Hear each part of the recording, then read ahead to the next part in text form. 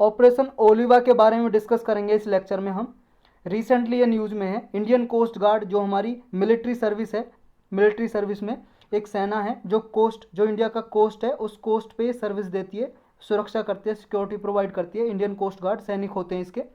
इसने अभी एक एयरक्राफ्ट सर्विस में रखा है ताकि ऑपरेशन ओलिवा में सहायता कर सके। और ऑपरेशन ओलिवा किस लिए चलाया गया है? जो ओलाइव रिडले टर्टल्स हैं उनको प्रोटेक्ट करने के लिए। ये कछुआ की प्रजाति है, सी टर्टल है, समुद्र में कछुआ पाए जाते हैं, ओलाइव रिडले टर्टल। इसके बारे में डिस्कस करेंगे डिटेल से।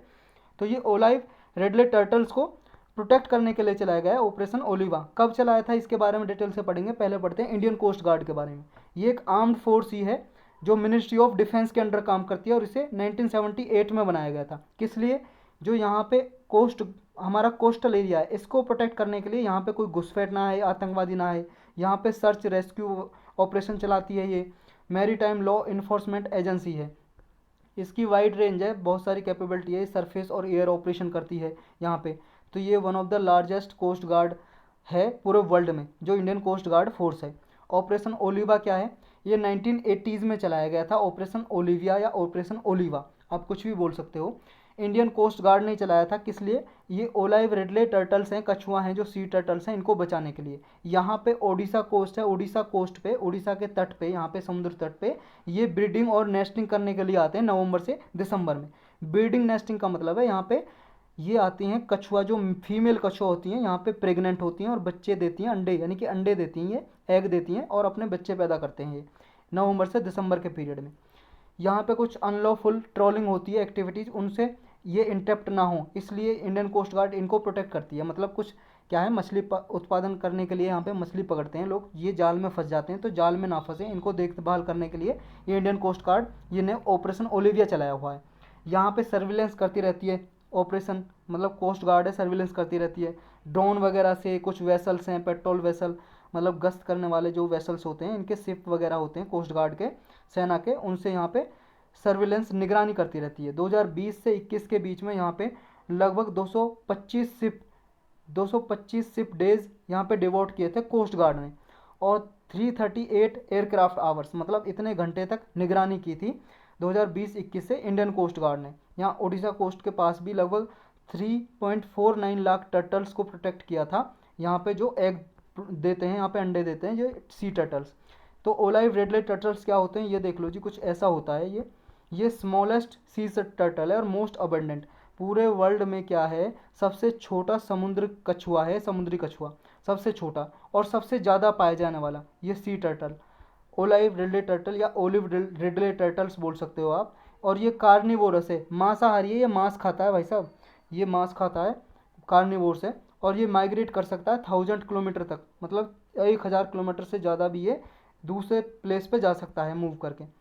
और यहाँ पे क्या होता है, एक यूनिक मास नेस्टिंग प्रोसेस है, यानी कि जो उड़ीसा का कोस्ट है, कोस्टल एरियाज पे आते हैं ये और एग देते हैं, अंडे देते हैं। इसी प्रोसेस को बोलते हैं अरीबड़ा, उड़ीसा में अरीबड़ा भी बोलते हैं। तो ये चीज़ आपको याद रखनी है। इसका हैबिटेट और कहाँ कहाँ पे, मतलब निवास कहाँ कहाँ पे पाया जाता है ये पैसिफिक, एटलांटिक और इंडियन ओशन के जो वार्म वाटर हैं, यहाँ पे जो गर्म पानी रहता है इन कोस्टल एरियाज में, समुद्र तट पे, इंडियन ओशन में भी, पैसिफिक सागर में भी, अटलांटिक ओशन में भी, तो यहाँ में सब में पाया जाता है। तो ये सिर्फ इंडियन ओशन में नहीं पाया जाता है, तो ये बात आपको याद रखनी है इसमें। और सबसे ज़्यादा ये पाया जाता है उड़ीसा की एक गहीर मात मैरीन सेंचुरी है, ये इसी के लिए जानी जाती है। वर्ल्ड के सबसे लार्जेस्ट यहाँ पे सी टर्टल मिलते हैं। इसका प्रोटेक्शन स्टेटस है आईयूसीएन की रेड लिस्ट में वनरेबल कैटेगरी में आता है। आईयूसीएन क्या है? International union for conservation of nature, 1948 में बनाई गई थी जूलियन हेक्सले नाम के आदमी ने। इसमें एनजीओ, गवर्नमेंट ऑर्गेनाइजेशन सब पार्टिसिपेट करती हैं। और साइट्स भी एक ऐसी इंटरनेशनल ऑर्गेनाइजेशन है जो प्लांट और स्पीसीज, फोना और फ्लोना को प्रोटेक्ट करती है। और इसकी 3 लिस्ट हैं, अपेंडिक्स 1, 2, 3। इसकी अपेंडिक्स 1 में है, यानी कि हाईएस्ट प्रोटेक्शन दी गई है इसको, किसको? सी टर्टल को, जो ओलिव रिडले टर्टल है।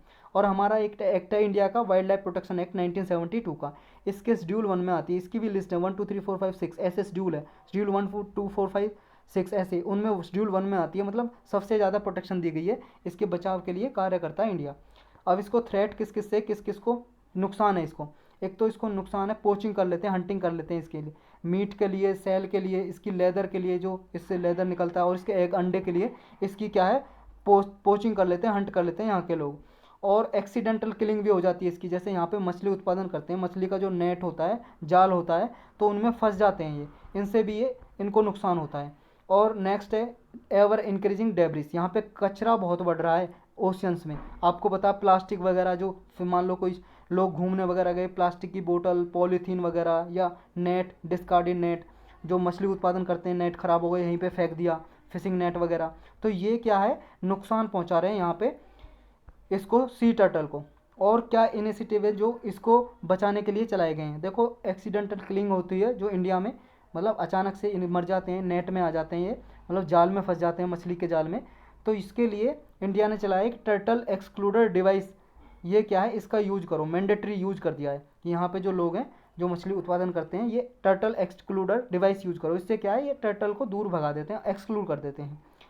तो यही कुछ चला रखे हैं इंडिया ने इनिशिएटिव। तो यही था बस इस लेक्चर में।